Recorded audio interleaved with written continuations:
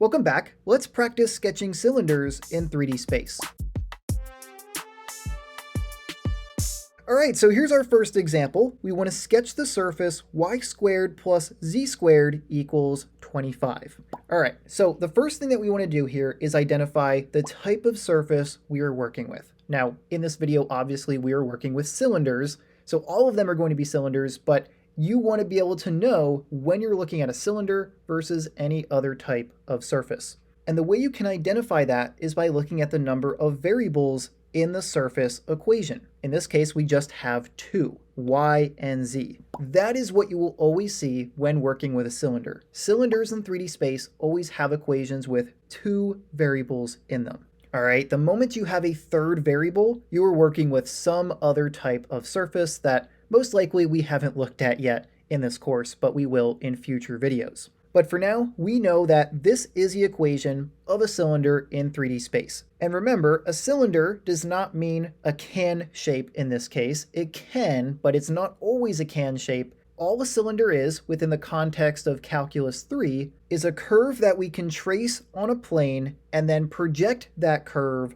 along an axis. And as you project that curve along the axis, the curve doesn't change. If it does change, then you have some other type of surface that is not a cylinder. All right, and the way that I like to go about sketching cylinders is to first identify the coordinate plane where we are going to draw our trace or draw our curve. And the way you identify that is by looking at the two variables that are present in your equation. In this case, we have y and z, so that tells us that we want to draw our trace in the yz plane. All right, so our trace is in the yz plane.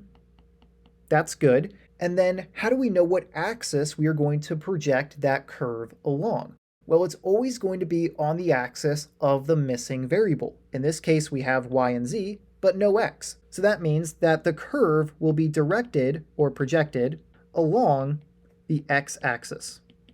Okay, so you always want to identify those two things. That's very important when you are going to sketch a cylinder. But now that we have identified those two things, what we want to do is actually draw the trace in the yz plane. So if we look at our equation here, do you recognize the curve that it represents?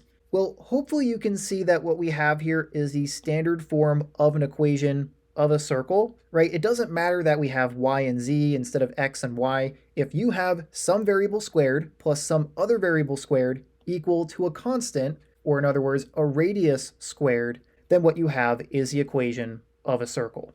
All right, so this is a circle, in particular, a circle with a radius of 5, because we would take the square root of 25, right? The general form of the equation of a circle, if you're working with x and y, is x² plus y² equals r². In this case, we have y and z, not x and y, but the point remains the same, that whatever those two things are equal to is the radius squared. So in this case, our radius would be the square root of 25, which is 5. All right, so we have a circle, and the radius is equal to the square root of 25, which is 5.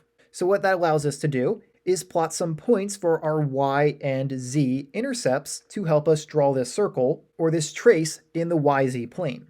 So I'll say that this right here is z equals 5, and then this right here is z equals -5, and then we will have y equals 5 right here, and y equals -5 right there, okay? And then what you want to do is draw your circle. Connect these 4 points to draw a circle. So I'll do that right here. Now, I have a tool that lets me draw a perfect circle, so clearly you can see that my y values are not evenly spaced apart like my z values were. So I'm going to fix that here. There we go. Now it looks a little bit better. Don't worry if your circle is not perfect. I'm just trying to draw a really good sketch here for you to see. So I might be a little bit picky with my drawings, but yours don't have to be perfect. Don't worry about that. As long as you draw a trace of a circle with a radius of 5 in the yz plane, you're good. Now what we want to do is project this circle along the axis of the missing variable. In this case, that is the x-axis. Now the way we do that, the way we can sketch that, is by first drawing some parallel lines to the x-axis that go through some points along our trace. All right, now it doesn't matter where you draw them. It can help if you pick some important points. Sometimes that would be the different intercepts of your curve, but you don't have to do that. You can really pick any point along the curve that you drew or along your trace. So that's what I'm going to do. And be careful here. Remember that the x-axis is this axis right here, so don't draw any lines parallel to the z-axis or the y-axis. You're going to have some diagonal lines here that are parallel to the x-axis. So I'll draw a couple lines. Here's one of them. And then I'll just draw one more down here. I think that's going to be enough. I don't know if we really need any more than that since we're just working with a circle. But then what you want to do is draw a circle of the same size as your trace, right? The curve is not changing as it's projected along the x-axis. You just want to draw the same trace or the same curve between those lines. All right, so I'll draw one right here, and then I'll draw another one down here. All right, and there we go. Now I'm just going to clean things up a little bit. I'm just going to erase the ends of these parallel lines. It helps you sort of visualize our surface here, or in particular our cylinder. We now have a sketch of this cylinder, which is a circle with a radius of 5 projected along the x-axis. And of course, this circle is centered at the origin of the yz plane, right? We just have y² plus z². There's nothing being added or subtracted from y or z. So the circle is centered at the origin. All right, but now if you want your sketch to sort of pop out a little bit, if you really want to see the surface, you can try shading it in. I'll do that right now. And so hopefully that helps you visualize this cylindrical surface a little bit better. Remember that we can't draw the entire surface, right? This would extend forever along the x-axis. That circle would be projected towards positive and negative infinity along the x-axis. It never ends. But just like when we draw curves in 2D, we just draw little arrows to say that, hey, this curve goes on forever. It's sort of the same idea here. In the past, we just draw a little bit of a curve to see what its shape is. And in this case, we're just drawing a little bit of the surface to see what its shape is. All right, and if you're having a hard time visualizing it, I'm going to do this for all of the examples. I'll put up a 3D render right now of what this surface actually looks like in 3D space. I think it's really important that you see what these actually look like in a 3D representation because it is difficult to sketch a 3D surface in 2 dimensions like we're trying to do here. Okay, trying to draw things in 3D on a piece of paper where you can only work in 2 dimensions can be tricky, and so I want to make sure that you can visually see what we just sketched.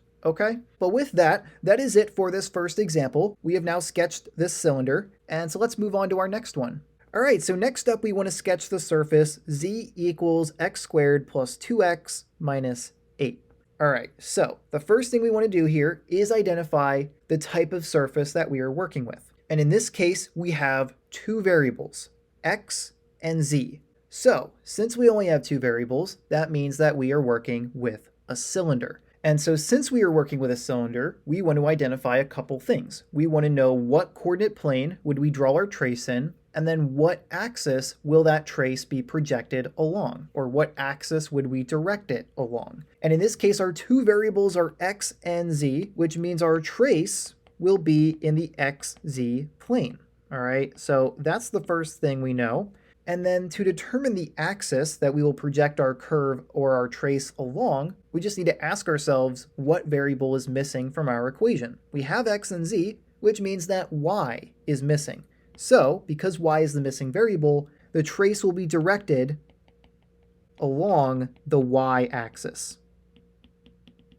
Okay, so that's good. We have now identified those 2 things. Now what we want to work on is actually drawing the trace or the curve of this cylinder in the xz plane. And so what kind of equation do we have here? We have z equals x² plus 2x minus 8. If I replaced z with y, does this look familiar to you? Right, if we had y equals x² plus 2x minus 8, does it look like something you've worked with before a lot in algebra and calculus 1 and 2?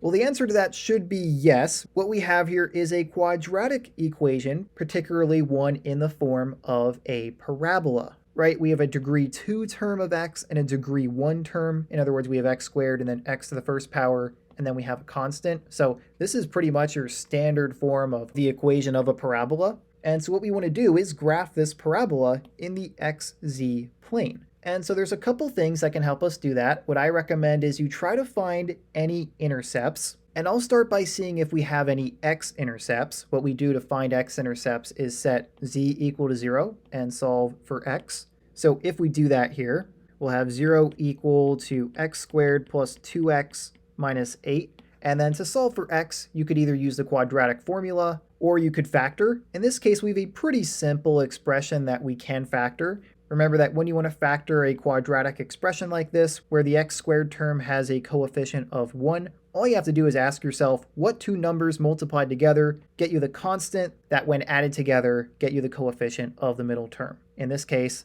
that would be positive 4 and negative 2, right? Negative 4 times positive 2 is negative 8, and then positive 4 plus negative 2 is 2. All right, so we have 0 is equal to x minus 2 times x plus 4. Once again, 4 times negative 2 is negative 8.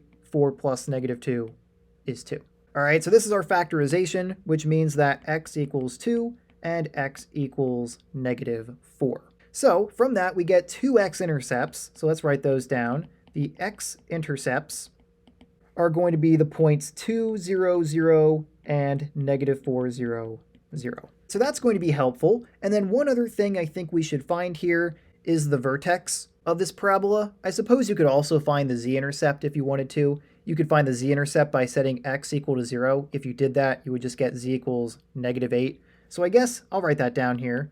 The z-intercept would be at the point 0, 0, negative 8. All right, we just set x equal to 0, and very clearly z will be equal to negative 8. But then to find the vertex of a parabola in this form, you want to use this equation. X will be equal to negative b divided by 2a, where b is the coefficient of the middle term and a is the coefficient of the x squared term, right? In this form, you have a x squared plus bx and then c. So in this case, negative b would be negative 2 because b is 2. So we'd have negative 2 divided by 2 times a, but a is just the coefficient of x squared, which is 1. So the x coordinate of the vertex is negative 2 divided by 2 times 1, which is just negative 1. All right, and then we can find the z coordinate of the vertex because there's not going to be a y coordinate, right? We are drawing this parabola, or drawing the trace in the xz plane, so there are no y coordinates, only x and z coordinates, or at least the y coordinate is just going to be 0, I guess is what I mean by that. So to get the z coordinate, you would then want to plug negative 1 back into this equation. All right, so z would be equal to negative 1 squared plus 2 times negative 1 minus 8. So that would be equal to 1 minus 2 minus 8. Negative 2 minus 8 is negative 10, and then you'd have 1 minus 10, which would be negative 9. All right, so z equals negative 9. So the vertex is negative 1, 0, negative 9.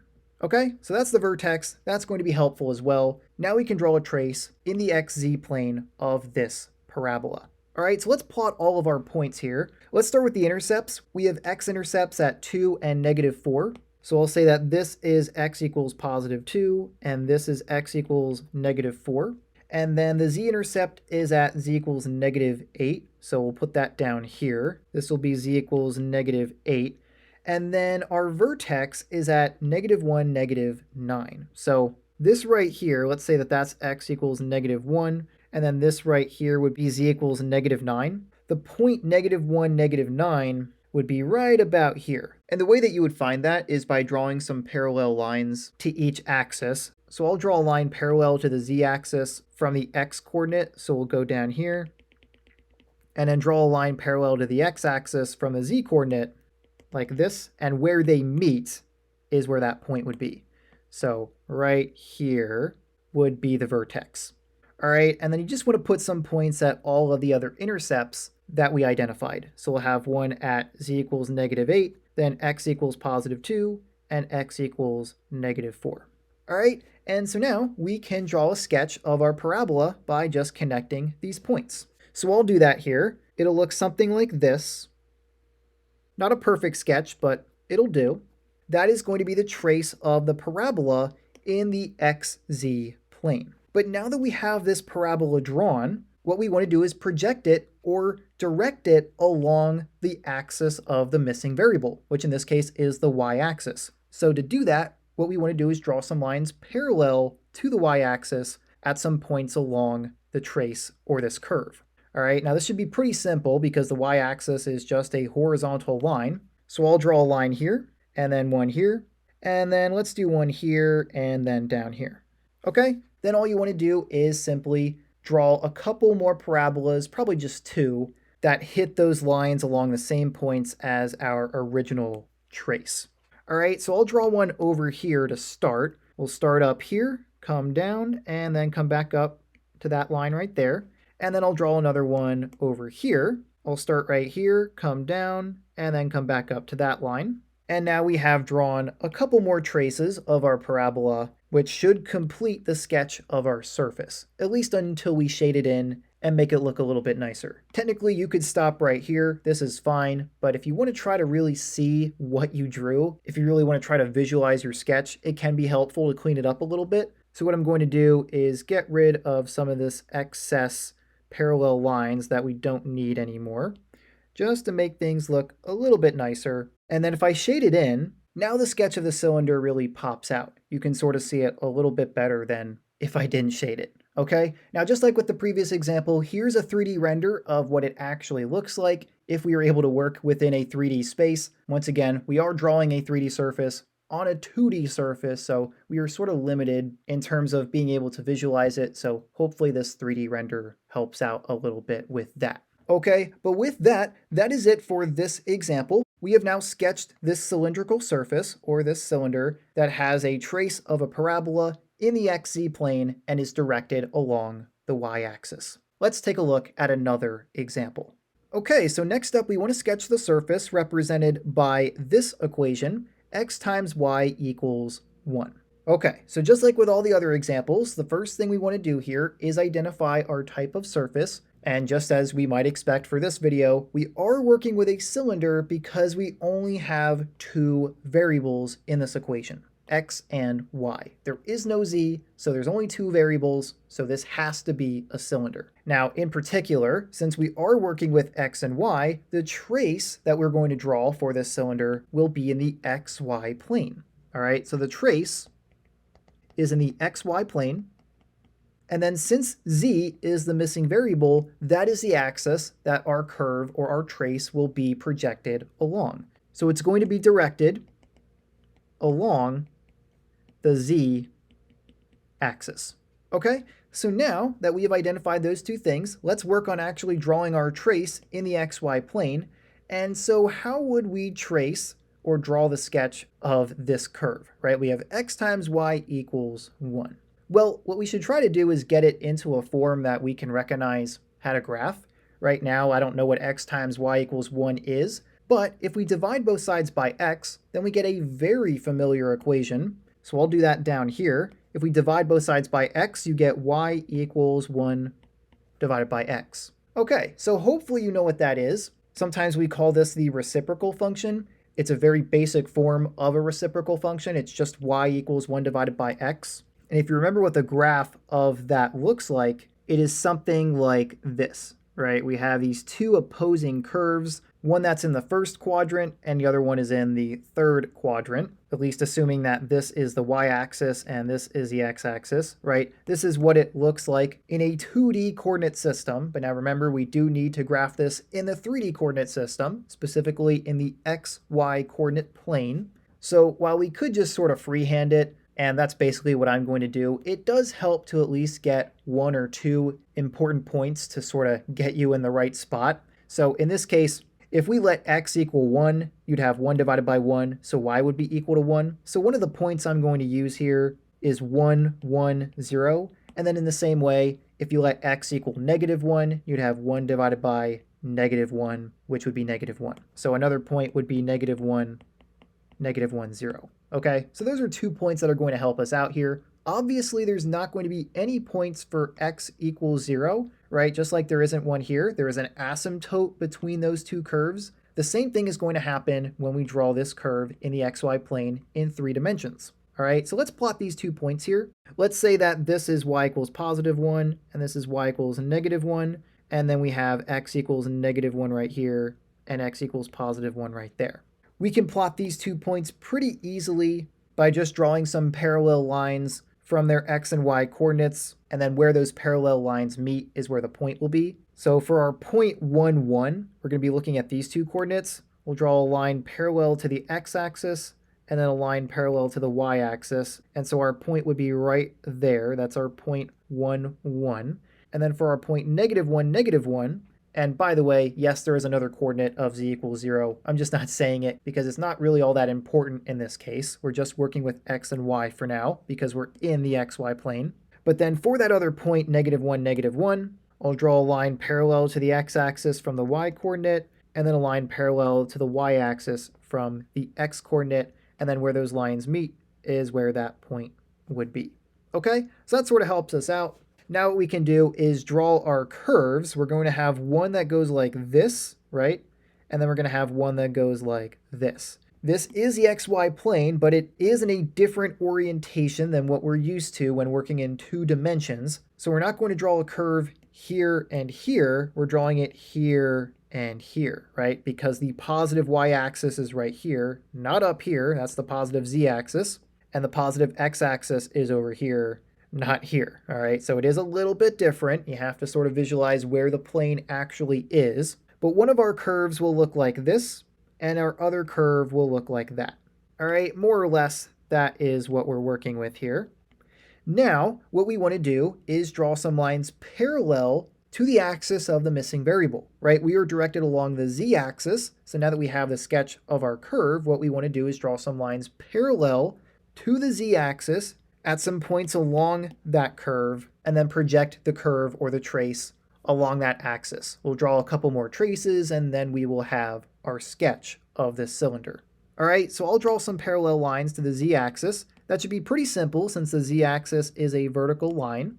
So I'll draw one here, here, and then I'll draw one through this point, and then right here.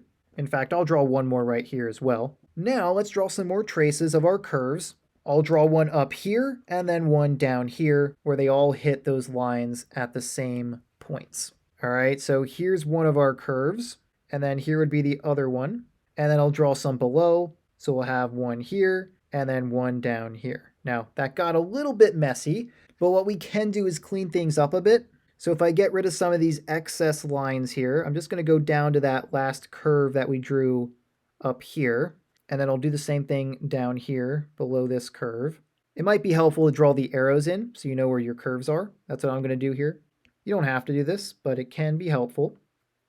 It still looks like we're working with sort of a mess here, so I am going to try to clean it up a little bit more yet. These are definitely not easy sketches to do, so don't worry if you're struggling. As long as you get the traces down and your parallel lines, that's usually good enough. But to once again help you visualize what we just drew here, I'm going to shade it in. That will help the surface sort of pop out of the page a little bit. There we go. Not a great drawing. It might still be hard for you to visualize what we have here. So here's a 3D render of the actual cylindrical surface that we sketched. This is what it should look like in 3D space. Essentially, you have 2 curved pieces of paper that are curving in opposite directions.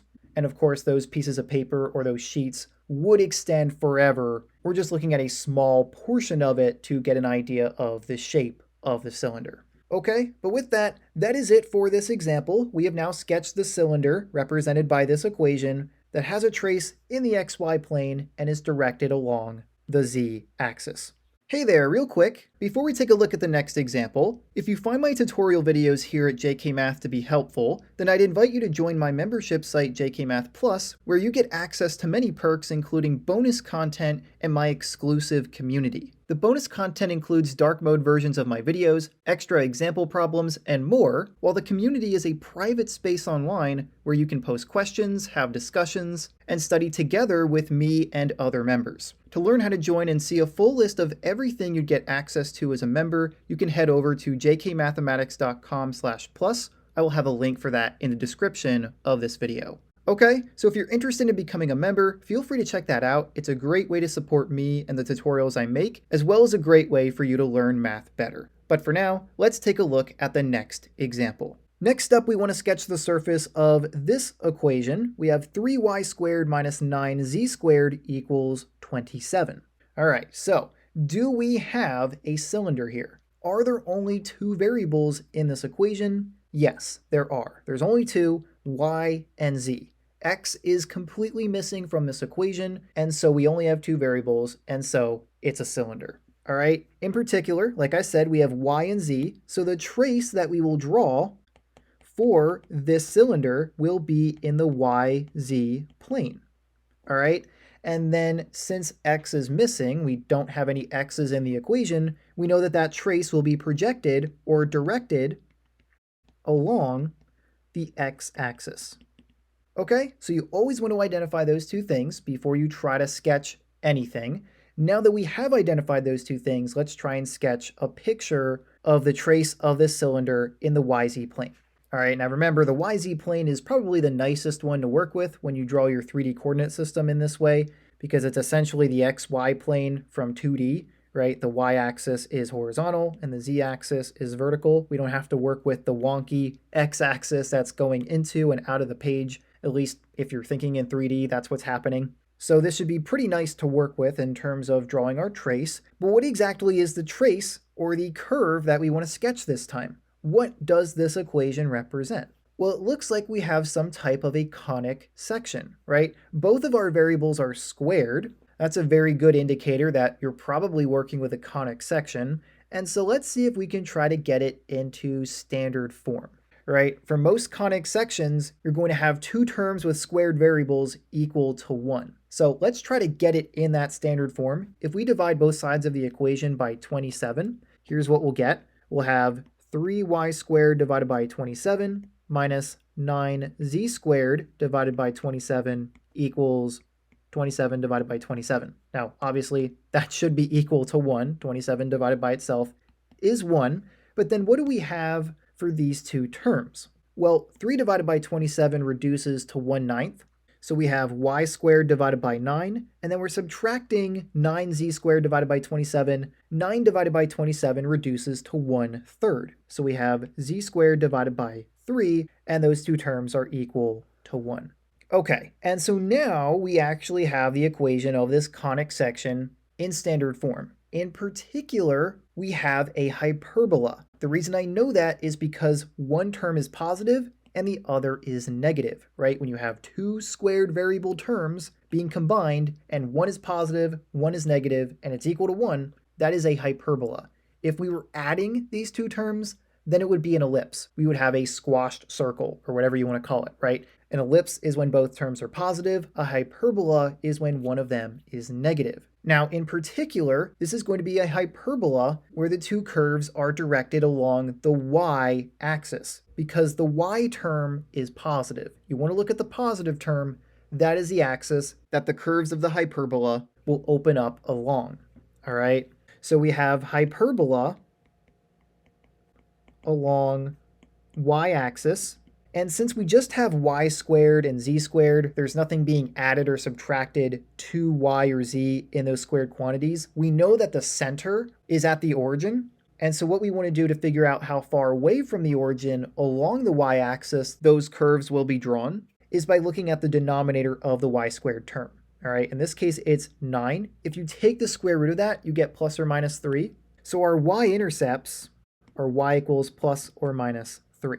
All right, they wouldn't be y-intercepts if we were not centered at 0. Instead, the plus or minus 3 would just tell you how far from the center along the y-axis the curves of the hyperbola have their vertices. But in this case, since we know that we're going to be centered at the origin because we just have y² and z², the square root of that denominator of y is actually the y-intercepts. All right, once again, I said this in the lesson video for this topic. If you are not familiar with your conic sections, I would highly recommend that you go back and review that, because being able to quickly sketch the graph of some of these conic sections is going to be extremely helpful when sketching surfaces in Calculus 3. Okay, but now if we label these intercepts on our y-axis here, let's say that this right here is y equals positive 3, and this right here is y equals negative 3. Those will be the vertices of the two curves for the hyperbola. All right, so we'll have a vertex right here and a vertex right here. And the hyperbola will open up along the y-axis. So we'll have a curve like this and a curve like this.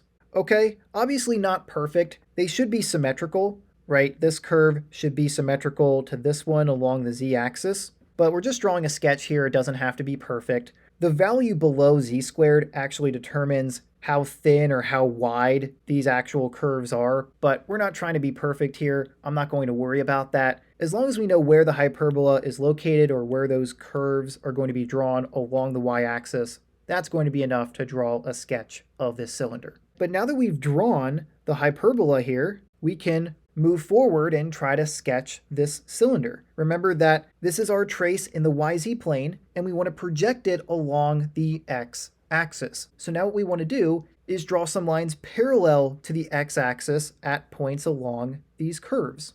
Okay, and I always have to point this out. When you are drawing lines parallel to the x-axis, remember where the x-axis is. Do not confuse it for the y-axis. This is the x-axis right here, so your lines should be diagonal. All right, they should not be horizontal, and they definitely shouldn't be vertical, because that would be parallel to the z-axis. So here's one of our lines, and then I'll draw another one here, and then here, and then here, right here, and then let's do one right here. Okay, I probably drew a little bit more than what we actually needed, but that should definitely help us draw some more traces to then sketch this cylinder. All right, so we drew our parallel lines to that x-axis, the axis we are directed along. Now let's actually draw some more traces. So I'll do one curve right here, but now its pairing curve, that would be in the opposite direction, would have to be over here, because this is to the right of this curve. We would want to have a curve to the right of this curve then. So that would look something like that. And then it really doesn't make sense to do that again. I am going to draw another curve over here. Its pairing curve would be over here, but I would rather have one over here. So that's what I'm going to do instead. Obviously, this hyperbola would be projected forever in both the positive and negative x directions. So we can just draw these curves wherever we need them to be able to visualize the surface, as long as they're within these parallel lines. All right, so I'll draw another curve here, and then I'll draw another one right here. Okay? Then I'll put some little arrows on those so that we can see where those curves are. And then what I'll do is clean it up a little bit. I'll erase some of these extending lines that we don't really need. It'll help us visualize this a little bit better, I think. So I'm going to do that here, because then what I'm going to do is shade in what we have, and then hopefully the surface will pop out a little bit and you'll be able to see the cylinder that we are actually working with here. All right, so there we go. Once again, don't worry about how good your drawing looks. As long as you drew the trace in the YZ plane, drew your parallel lines, and then drew some more traces, you're good. That's going to be good enough. I'm just trying to make mine look as good as it can to sort of help you visualize what this should look like. But once again, here's the actual 3D render of the cylinder that we just drew. Hopefully this helps you get a better idea of the actual shape we're working with. I think my sketch is pretty good, but obviously seeing the actual 3D render is probably a lot better. Okay, but that's it for this example. We have now successfully sketched this cylindrical surface that has a trace in the YZ plane and is directed along the x-axis. Let's take a look at one more example for this video. All right, so for our last example, we want to sketch the surface represented by x equals e to the power of z. And just like with our other examples, the first thing we want to do here is identify what type of surface we have. And as expected, we do have a cylinder here because we only have two variables, x and z. There is no y, so this has to be a cylinder. It has two variables. Now in particular, they are x and z, so we know that the trace of this cylinder will be in the xz plane. All right, and then since y is the missing variable, we will be projecting our trace along the y-axis. All right, so this is directed along y-axis. Good. Now, what we want to do is actually draw a sketch or a trace of the curve here in the xz plane. And this is going to be a little bit tricky, right? What does this look like? What is the curve for x equals e to the power of z? Well, for me, it's a little bit easier to visualize curves when I'm working in terms of x. In other words, if we solved for z here, then we'd have some equation in terms of x. I tend to like to work with equations in that form a little bit better. It helps me sort of visualize what to do, because then I can just think of z as y in 2 dimensions, right? You can sort of think of the z-axis as being equivalent to the y-axis, and everything makes a little bit more sense. So that's what I'm going to do here. If we solve for z, how would we do that? Well, we would need to take the natural log of both sides of the equation because the exponential function e and the natural log are inverses, so they would cancel each other out. So we'll have the natural log of x is equal to the natural log of e to the power of z, but the natural log and e cancel each other out. So we will have z is equal to the natural log of x. Okay, now you don't have to do this. I'm just doing this because this helps me think about how I'm going to sketch this curve. I know what the graph of the natural log of x looks like, and so that's helpful for me. Remember that if we are working in a 2D coordinate system, right, if this is the y-axis and this is the x-axis, and we have y equals the natural log of x, the curve would look something like this. It will never hit y equals 0 because the natural log of 0 is undefined, but it will cross through the x-axis right here at the point 1, 0. Okay, so in the same way, we don't have y equals the natural log of x, we have z equals the natural log of x, but we would have the same exact shape in the xz plane. Now remember, this is the positive x-axis in this coordinate plane, but in our xz plane, this is the positive x-axis. So our curve should be coming up from the negative z-axis, which is the same as the negative y-axis, right? If we're comparing these two planes, we're going to start down here and then curve up over the positive x-axis and point in the positive x direction, okay? So our curve here is going to pass through a point right here where x equals 1. So we're going to have a point right here, but our curve will look something like that, all right? It's going to come up from the negative z direction and point into the positive x direction. Okay, I hope that makes sense how we went about that here. This is the same thing that we have right here. It's just that instead of being in the xy plane, it's in the xz plane. Okay, and by the way, you could have gotten the same curve by just using x equals e to the power of z, but that's a little bit harder to visualize, at least for me. If you were to look at the graph of y equals e to the power of x, I'll put that in this graph right here. It would look something like this, right? That would be y equals e to the power of x. It would pass through the point right here of 0, 1, right? So it's basically the opposite of the curve we have right here, so that would make sense. If x is acting as y in this case, then the x-axis in our xz plane would be the same as the y-axis, so we would still cross through the point of x equals 1. All right, so hopefully you can see how it was a little bit helpful to solve for z in this case. It's not as easy to see how this curve becomes this curve in our xz plane. All right, but anyway, we now have the trace of our curve in the xz plane. Now what we want to do is project it along the y-axis, the axis of the missing variable. And so to do that, what we want to do is draw parallel lines to the y-axis through points along this curve. So let's do that here. We just have to draw some horizontal lines. I'll draw one here, I'll draw one here, and then here and here. That should be enough. Now let's draw some more traces of our curve that hits these lines at the same points as this one. So I'll have one curve like this, and then another curve like this. Okay, and then I'll draw those little arrows in there. Not really necessary, but I'll do it anyway. And then if I clean things up a little bit, I'll just erase some of these extended lines. We don't really need those. We can then shade in our drawing and get a good picture of what this cylinder looks like. So I'll do a quick shade in here. That's about what our cylinder would look like, at least when we try to sketch it ourselves. But I'll also put up the 3D render here so you can see what it would look like in 3D space if you're not trying to draw it on a 2D surface. Although I guess technically the 3D render is still being rendered on a 2D surface, but it's obviously a lot better than my drawing and is a lot easier to see visually. Okay, but with that, this was the last example for this video. I do have another available on my membership site, so feel free to look into becoming a member if that interests you. You can head on over to jkmathematics.com/plus for more details. If you have any questions, feel free to leave those in the comments, but if you don't have any questions, this is all I had for now, so I will see you next time.